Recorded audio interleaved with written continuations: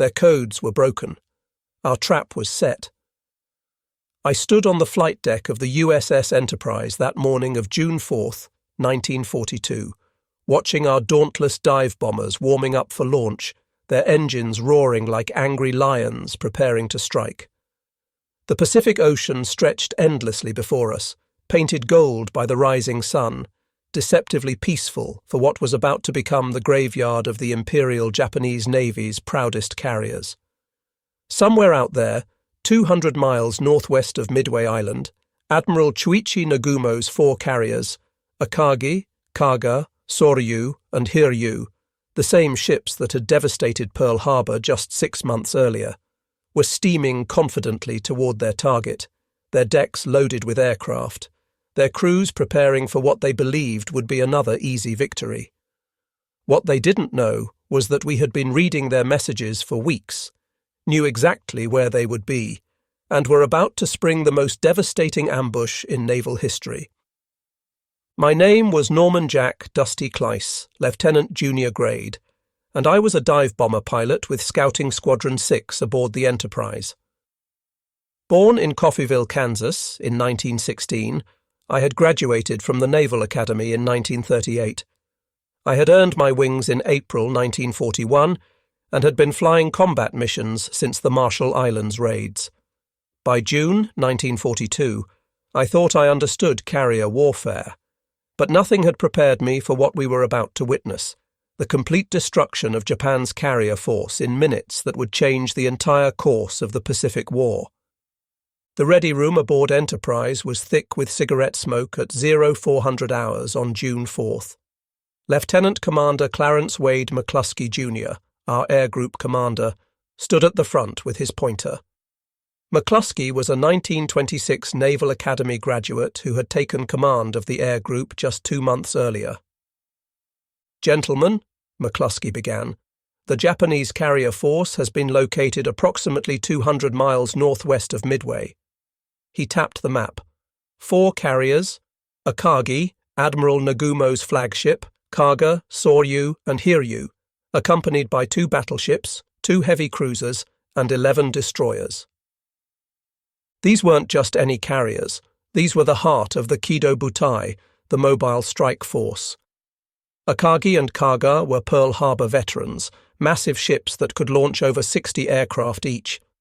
Soryu and Hiryu were newer, faster, equally deadly. Together, they carried 248 aircraft and the most experienced carrier pilots in the world. Commander Joseph Rochefort and his team at Station Hypo have been reading the Japanese naval code JN-25 for weeks, McClusky continued. "We know their entire operation plan. They'll strike Midway at dawn, then wait for our carriers to respond so they can ambush us. What they don't realize is that we're already here." The intelligence officer explained Operation MY, Admiral Yamamoto's plan to capture Midway and destroy our carrier force. It was elaborate, perhaps too elaborate. Invasion forces from the southwest, a diversionary attack in the Aleutians, the carrier strike force from the northwest, and Yamamoto himself commanding from the battleship Yamato 300 miles behind. "The Japanese will launch their Midway strike at 0430, he said. "Most of their fighters will be engaged. Their carriers will be recovering and rearming aircraft, their most vulnerable moment. This is when we strike." Lieutenant Earl Gallagher, commanding Scouting Squadron 6, made careful notes. A Pearl Harbor veteran, Gallagher was meticulous. Beside him, Lieutenant Richard Best from Bombing Squadron 6 studied the weather. Wind southeast at 5 knots, scattered clouds at 1,500 feet, perfect diving conditions. I looked around at my squadron mates. Some were combat veterans, others facing their first battle. We all understood the stakes. The Japanese had better fighters.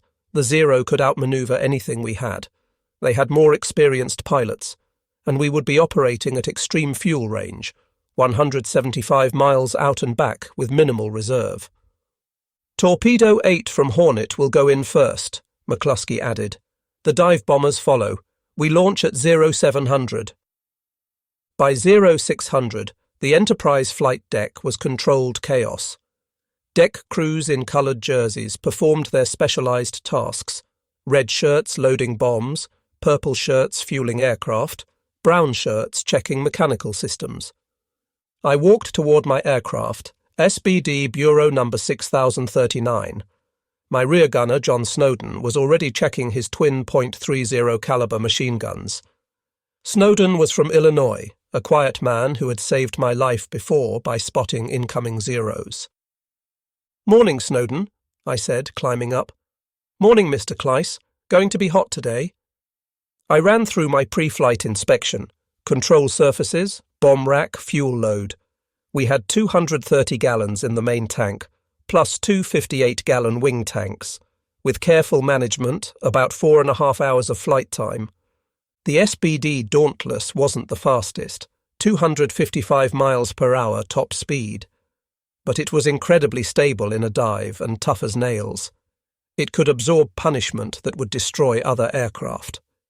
I strapped into the cockpit, surrounded by familiar instruments: altimeter, airspeed, fuel gauges, engine temperature, oil pressure.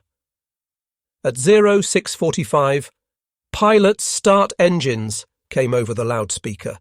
I pressed the starter, and the right R1820. Cyclone roared to life. First to launch were the fighters, 20 F-4F Wildcats for combat air patrol.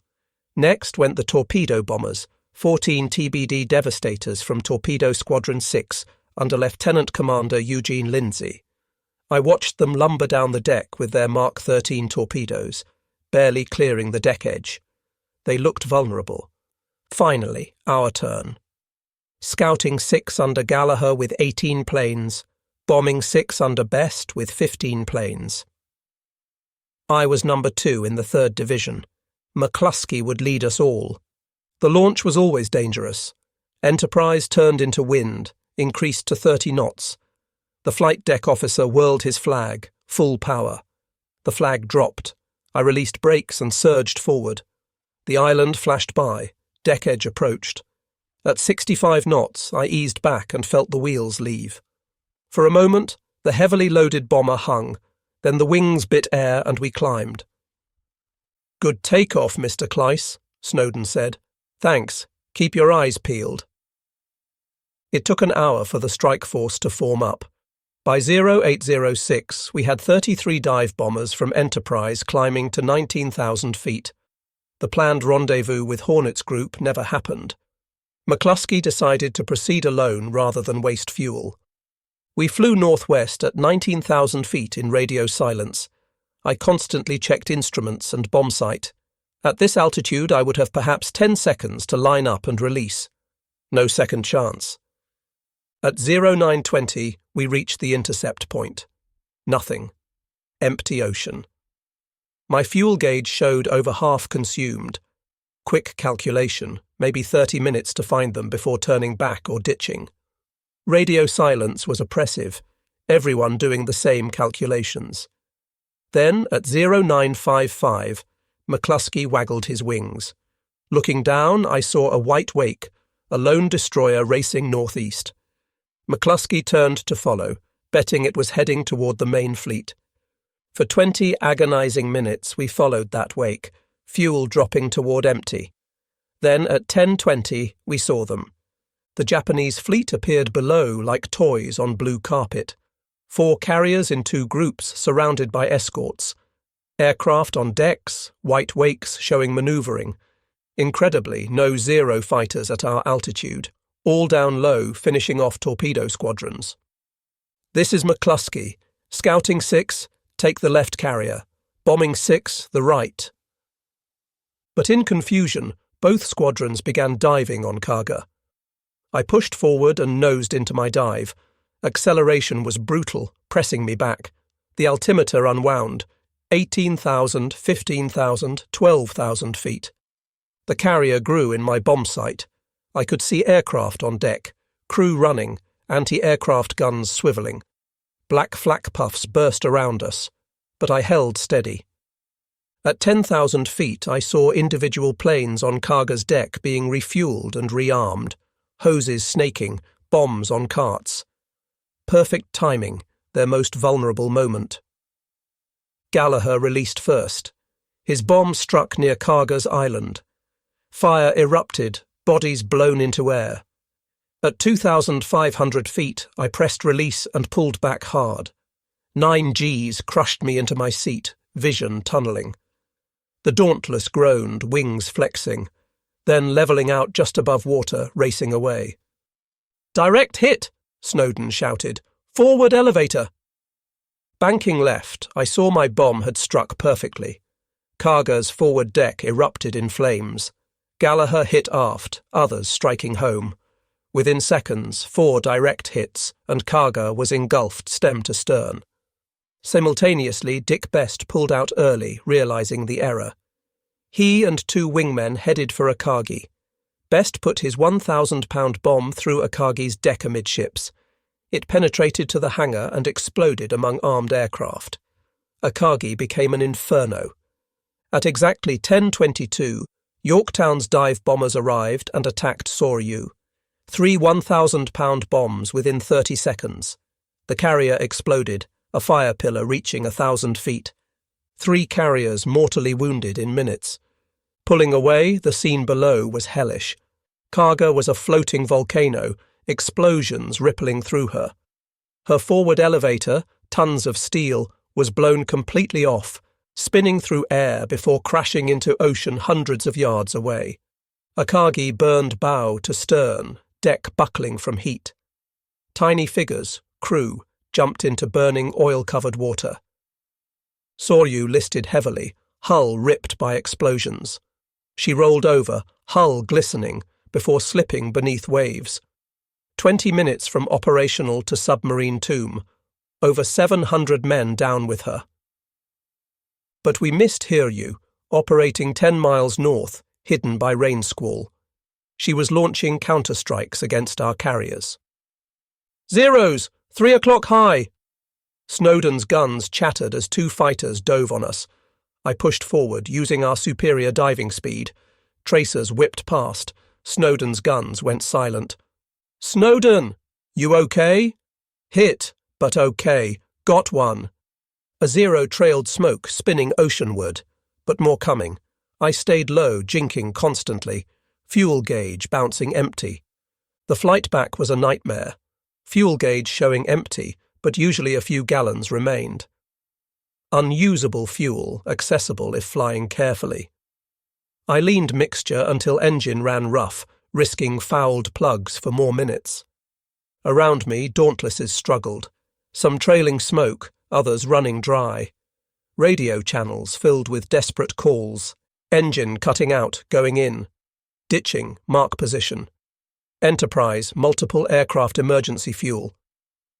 2 Dauntlesses ahead nosed toward water. 1 pilot managed controlled ditching, he and gunner climbing onto wing before sinking. My engine sputtered. Reserve tank, last gallons, minutes at most. Then Enterprise appeared on horizon, deck turned for recovery. Emergency fuel, request immediate landing. You're number 3. Number 3. Watching 2 ahead land, precious seconds each. Engine missing badly. As I entered pattern, engine quit. Dead stick approach, 1 chance. Altitude and speed, just enough. Lowered gear, extended flaps, aimed for number 3 wire. LSO signalling cut, too high. Pushed nose down, trading altitude for speed, propeller windmilling. Deck rushed up. Wheels hit, bounced, tail hook caught wire and slammed stop. Deck crew running before propeller stopped. "Get us out!" Wounded. They pulled Snowden from rear. Hit in shoulder and leg but conscious, would survive. My plane had over 40 hits.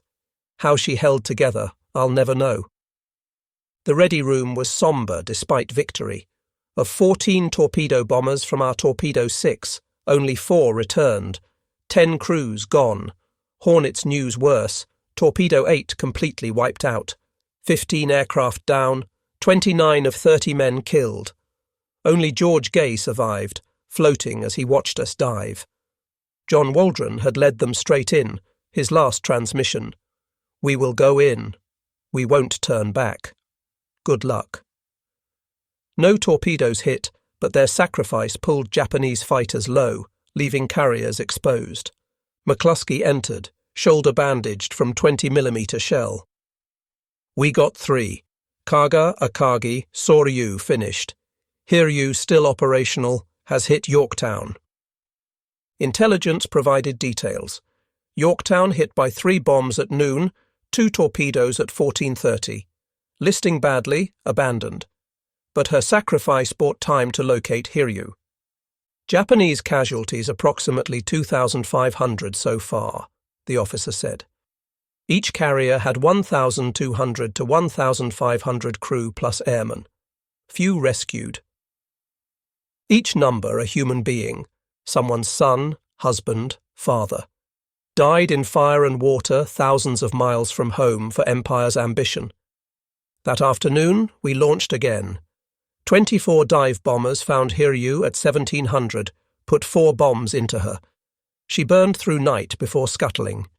The Kido Butai ceased to exist. In following days, pursuing retreating Japanese, we sank cruiser Mikuma. The strategic implications became clear. Japan lost 4 fleet carriers that took years to build, couldn't be quickly replaced. More importantly, over 3,000 trained sailors and airmen, including 100-plus veteran pilots with years of experience, understanding carrier operations in ways that couldn't be taught. Irreplaceable. The Japanese Navy never recovered. Started war with 6 large carriers, now had 2.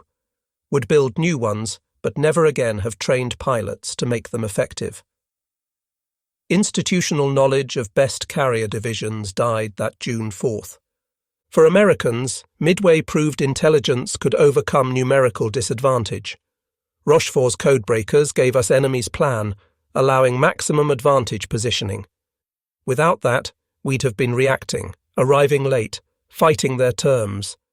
Battle revealed critical Japanese weaknesses. Yamamoto's plan too complex. Forces scattered thousands of miles, unable to support each other. Radio silence prevented coordination when plan failed. They underestimated American capabilities, believing we'd react predictably. Nagumo faced impossible decisions. When scouts reported American ships at 0728, he was rearming for second Midway strike. Launch immediately or wait to properly arm. His hesitation, crucial 30 minutes, proved fatal. By launch time, we were already diving. That night, Enterprise steaming southwest, I stood on deck under stars. Same stars over Pearl Harbor 6 months earlier. Same witnessing 4 carriers' death that day. Adrenaline gone, only exhaustion and emptiness remained. I thought about torpedo crews flying to certain death.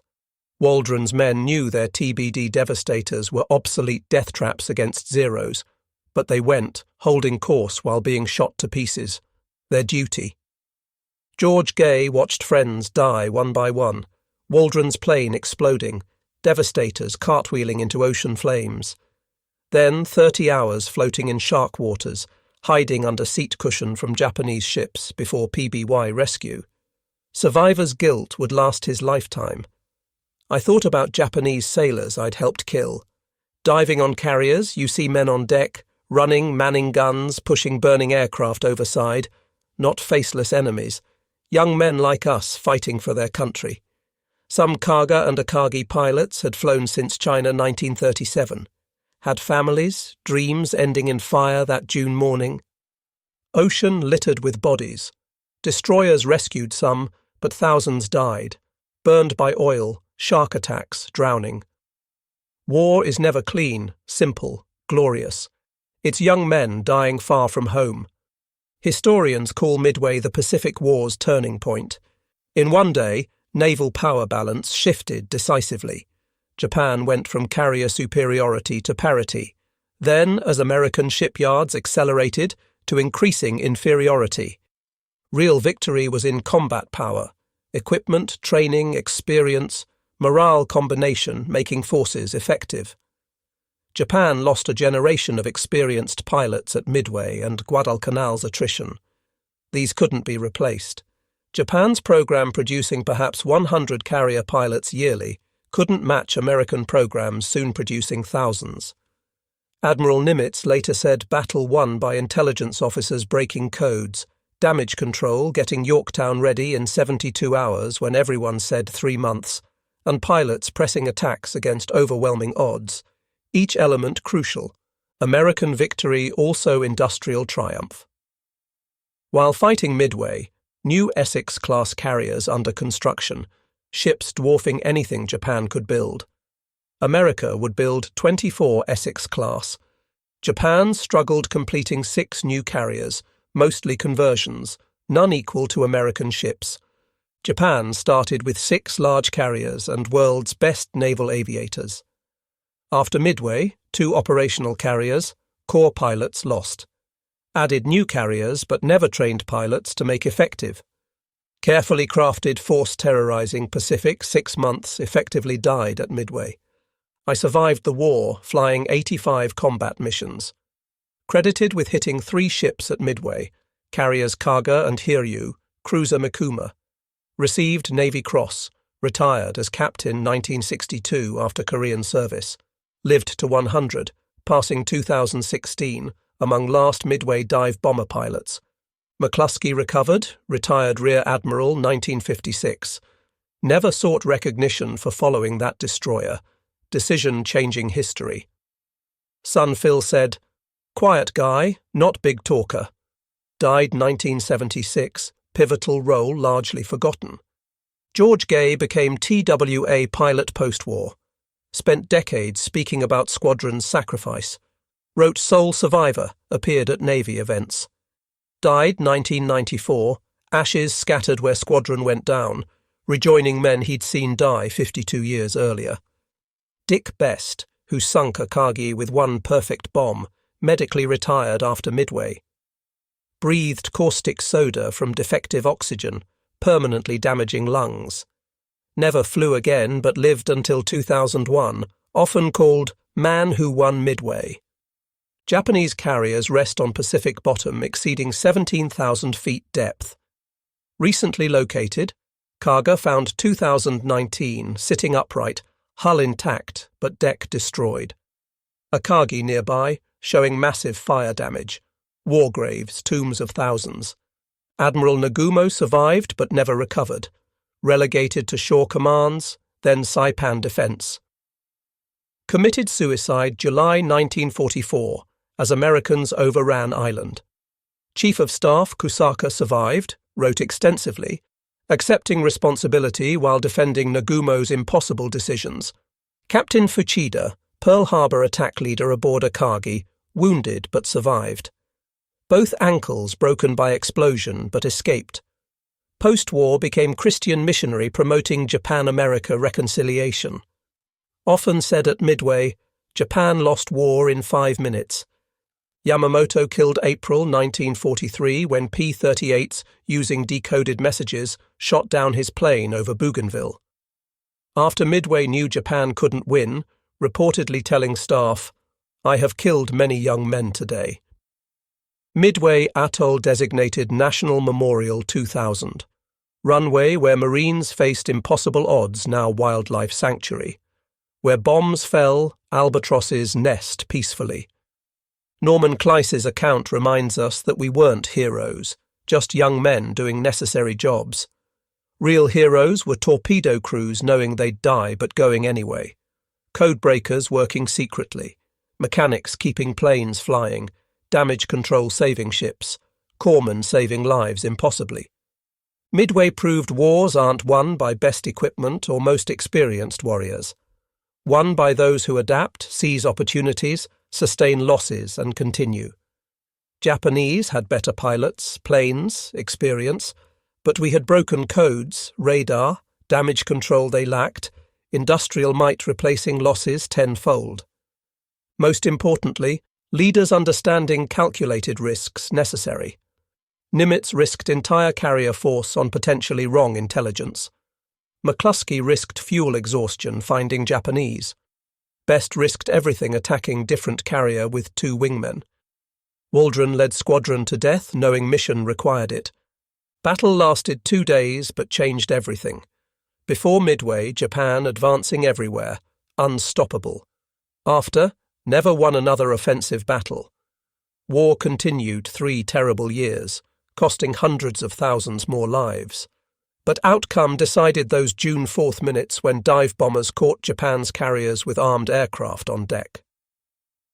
Consider alternate histories. If McClusky turned back at empty intercept point.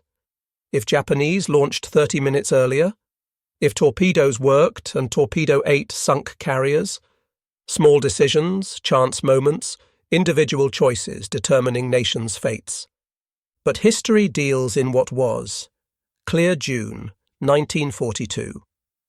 Morning outnumbered American pilots in inferior aircraft caught world's most powerful carrier force at maximum vulnerability and destroyed it. Turned war's tide through intelligence, courage, sacrifice, and luck. Today's generation can't imagine democracy itself endangered, freedom's survival questioned. We did. June 1942, free world's fate rested on few hundred pilots from 3 carriers in mid-Pacific. We were enough. Against odds, logic, we were enough. That's Midway's lesson. Ordinary people facing extraordinary circumstances can rise. Democracy produces warriors brave as any totalitarian system. Free men fighting for homes and families are Earth's most powerful force. The numbers. 3,057 Japanese died, 362 Americans. 4 Japanese carriers sunk, 1 American. But statistics. Each number a human with hopes, dreams, fears, loved ones. Each death tragedy. Young men who should have seen grandchildren died in fire and water. Pacific roles unchanged, unmarked by battle.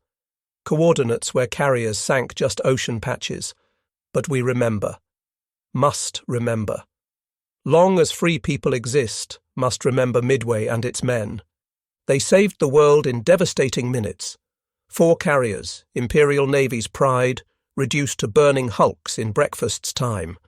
War's course, nation's fate, freedom's future decided by dive bomber pilots pressing attacks against impossible odds. That's the legacy, not just victory, but example.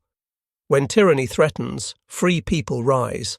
Courage isn't fear's absence, but action despite it. Sometimes world's fate rests on few brave individuals, and ordinary people do extraordinary things. Midway's dead, American and Japanese, deserve remembrance as humans who gave lives serving countries. American pilots flying to death protecting freedom. Japanese sailors dying, saving burning ships. All brave men deserving better than dying young in Pacific's middle. But sacrifice wasn't vain. Freedom survived, flourished.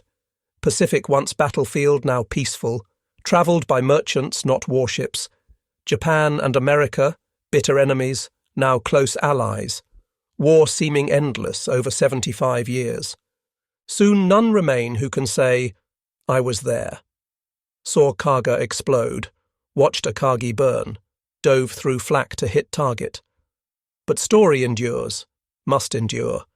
Because freedom-valuing people need knowing freedom isn't free, purchased with blood of men climbing into obsolete torpedo planes flying to death, diving through flak walls hitting targets, giving everything stopping tyranny.